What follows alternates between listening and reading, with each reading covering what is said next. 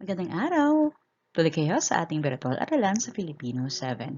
Ako muli ang inyong guro sa Filipino, si Ginang Melissa R. Montero. Turista. Meron tayong salita dito sa ating harapan, turista. Ano nga ba ang ibig sabihin ng salitang turista? Ano ba ang unang salitang o bagay na pumapasok sa inyong isipan kapag naririnig nyo ang salitang turista? Okay? Meron pa? Ayan. So, tama naman lahat ng inyong mga sinabi. Maging ako ay ganoon din ang naiisip kapag binabanggit o aking naririnig ang salitang turista. Ayan, tulad nga ng ilan sa inyong mga kasagutan, ang isang turista karaniwan ay nagse-selfie o nag-groovy kasama ng kanilang kaibigan sa background ng isang magandang tanawin. Siyempre pa at hindi natin nais palampasin ang magagandang tanawin sa mga lugar na minsan lamang natin napuntahan, hindi ba? At ang turista o ang salitang turista ay nangangahulugang sino mang naglalakbay ng 50 milya o 80.5 kilometro na layo mula sa kanyang tirahan. Ibig sabihin kapag naabot natin ang ganitong kalayo mula dun sa ating tinitirahan ay maituturing na daw tayong turista. Pero hindi lahat ng turista ay pumupunta sa isang lugar dahil gusto lamang nitong maglibang. Okay? May ilang mga turista rin na pumupunta sa isang lugar o nagiging turista dahil sa kadahilan ng pangnegosyo. Okay? Ayan. So, naririto ang ilang mga magagandang tanawin dito sa ating bansa. Meron bang nakakaalam kung saang lugar ito? Tama, ito nga ang Kayangan Lake. At alam nyo bang ang Kayangan Lake ang tinaguriang cleanest lake in the Philippines? Diba? Napakagaling.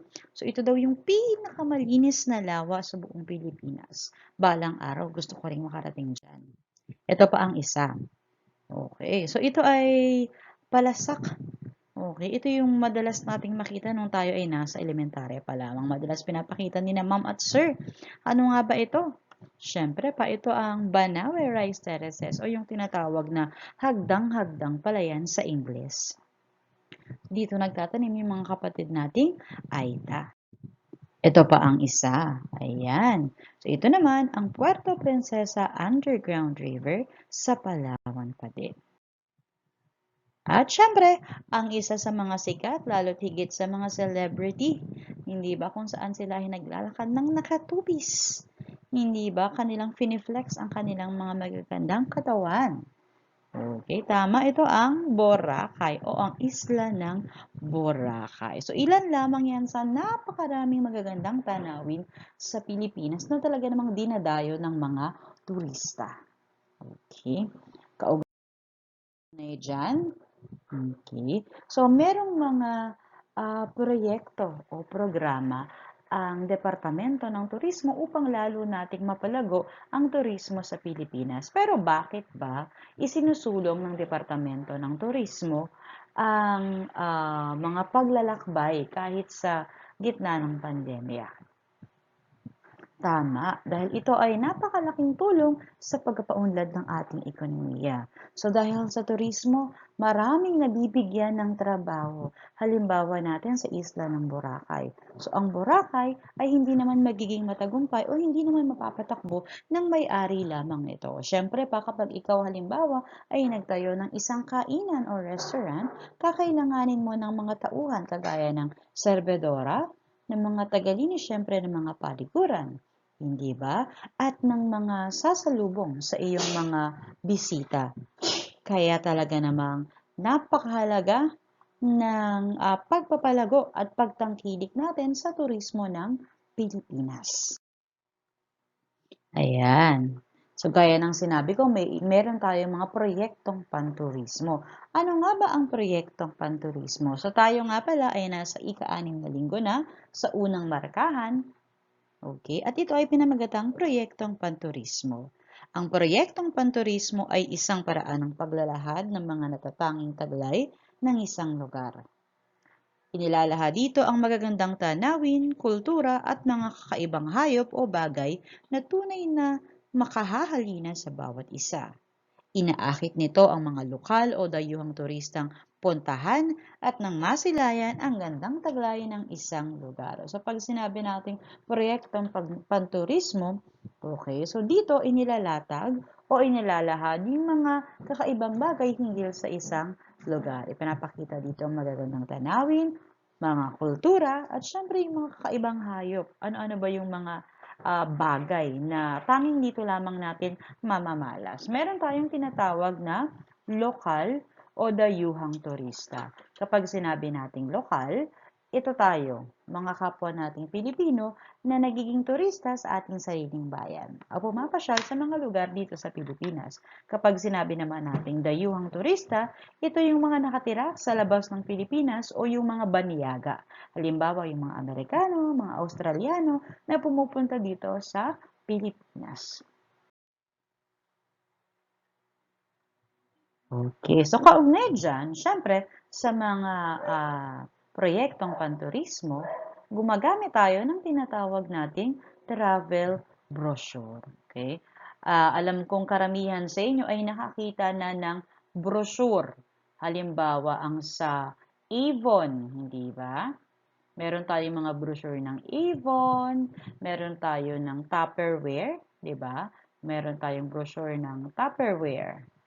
Okay? So, ang mga iyon ay naglalahad ng mga larawan, mga impormasyon, mga presyo ng mga produktong inilalahad sa nasabing brochure. So, parang ganun din yung tinatawag nating travel brochure. Lamang ang kaibahan nila sa travel brochure, mga lugar ang inilalahad.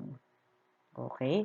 Mga lugar o magagandang tanawin, pasyalan, kainan sa isang partikular na lugar.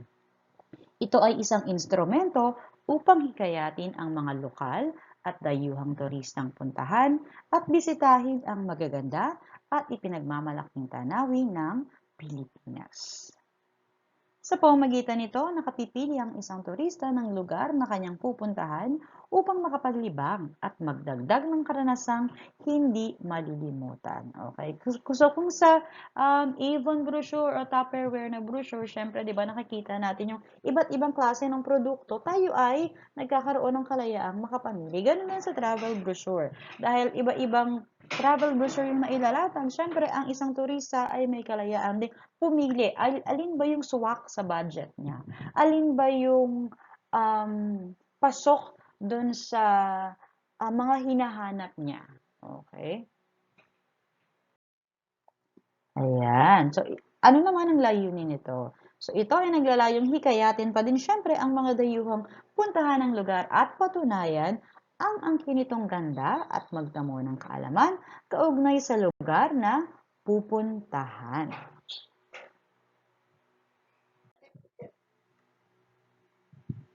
Dagdag pa dito, ang travel brochure ay isang uri ng print advertisement. Okay. Advertisement, ibig sabihin, isa itong anunsyo. So, katulad din ito o kahawig din ito ng mga patalastas na ating napapanood sa telebisyon at napakikinggan sa mga radyo. So, ito ay madalas gamitin ng mga turista upang maging gabay sa paghahanap ng lugar na nais nilang puntahan. So, dahil nga sa isang travel brochure nakalatag ang mga tanawin, ang mga presyo, ang mga kainan, ang mga pahingahan na pwede nilang puntahan. So, nagkakaroon sila ng ideya. So, nakakahanap sila ng kanilang nararapat puntahan o suwak nilang puntahan base sa kanilang budget na tinatawag, base sa kanilang mga hinahanap. Okay? Ayan. At syempre pa, dahil, okay, alam kong alam na ninyo kung ano ang travel brochure. Sa susunod na linggo ay gagawa tayo ng isang travel brochure. Pero syempre, bago tayo gumawa ng isang travel brochure, atin munang alamin ang mga dapat isaalang-alang sa paggawa ng travel brochure. Okay? Syempre, una, kailangan nakapupukaw pansin ang pabalat. Okay, ano ba yung pabalat? So, ito yung cover ng iyong travel brochure. So, nakapupukaw pansin. Ibig sabihin, dapat attractive. Dapat kaakit-akit, masarap sa mata ang iyong travel brochure. Para pagkakita pa lamang ng mga turista, sila ay magtutuloy dun sa susunod na pahina upang tingnan ang nilalaman ng iyong travel brochure. Hindi ba? Susunod, alamin ang target audience. Okay? So, syempre, ito ay napakahalaga din. So, sino-sino ba yung nais mong tumingin o pumunta sa iyong lugar na itinatampok sa travel brochure? Ito ba ay para sa mga mag-asawa? Okay? Ito ba ay para sa mga mag-aaral o estudyante? O ito ba ay para sa mga matatanda? So, maaari mong ilagay dito yung mga maaari nilang gawin sa partikular na lugar na ito, depende sa iyong target audience. Halimbawa, kung medyo may mga katandaan na ang iyong target audience, pwede mong ilagay doon na pwede silang makakita ng magagandang tanawin sa bandang hapon o sa umaga, kung saan sila ay makakalanghap ng sariwang hangin. So, kung medyo mga bata naman ang iyong target audience, pwede mo sigurong ilagay ang mga bagay o libangan na pwede nilang gawin dito. Halimbawa, kung meron ba ditong mga, halimbawa, car racing, o meron ba ditong mga motorbikes na pwede nilang sakyan, di ba? O kung mga mag-asawa naman ang iyong target audience, siguro pwede mo ditong lagyan na meron ditong ilang mga tahimik na lugar kung saan sila makapagpapahinga. Halimbawa, sa ilalim ng puno ng mangga. Okay, so maaring-maari silang mag-picnic o mini picnic.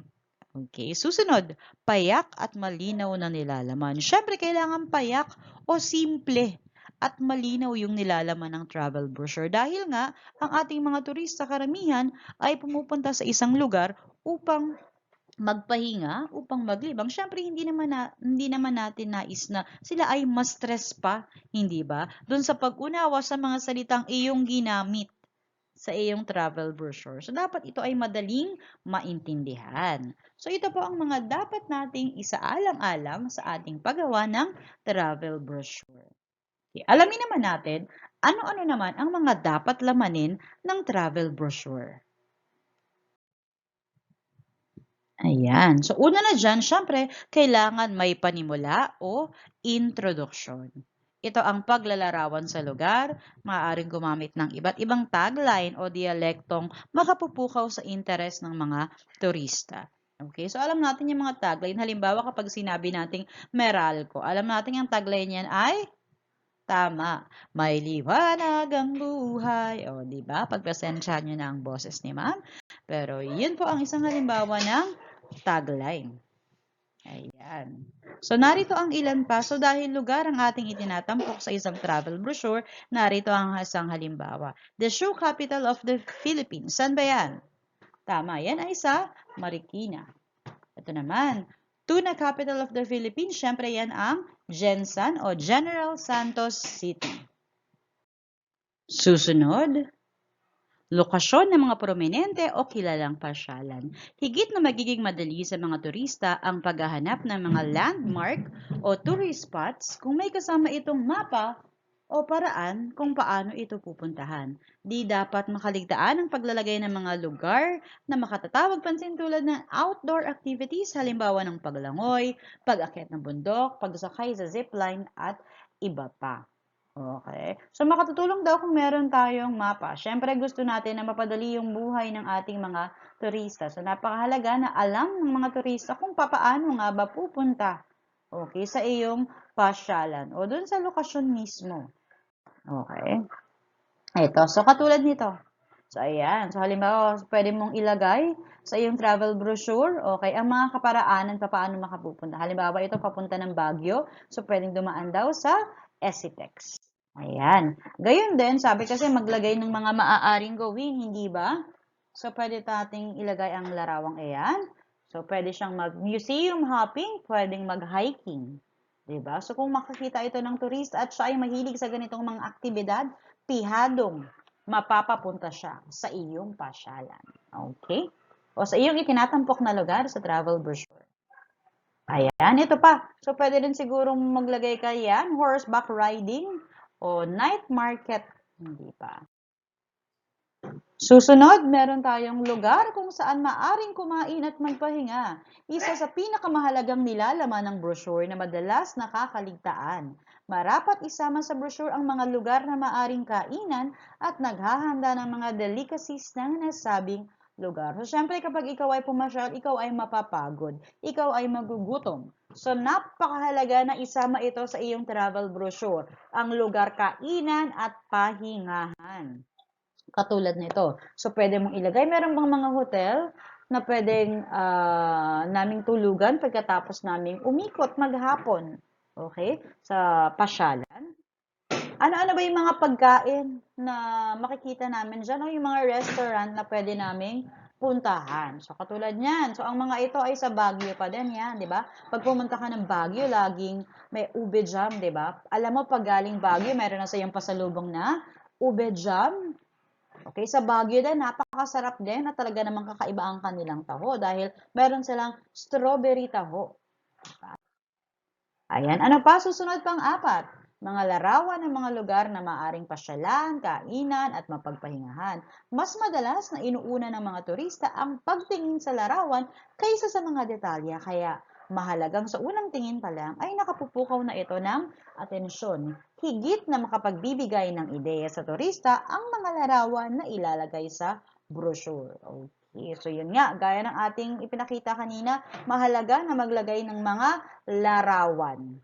Okay, dahil sabi nga dito, mas unang tinitingnan kahit tayo man, 'di ba? Mas gusto nating tumingin sa mga litrato kaysa magbasa. Yan ang katotohanan ng buhay.